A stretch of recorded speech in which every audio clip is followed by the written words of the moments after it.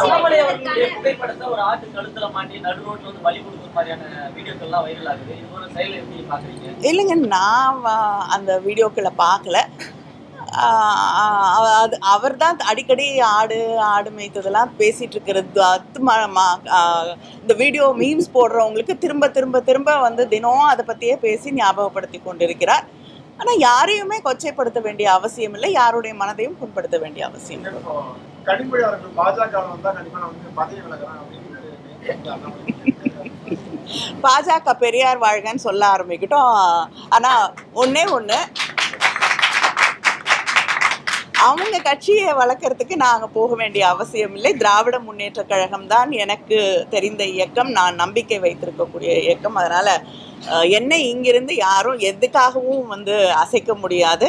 அதை தாண்டி அவங்க கட்சியை வந்து வளர்க்கறதுக்கு என்னுடைய வேலை இல்லை.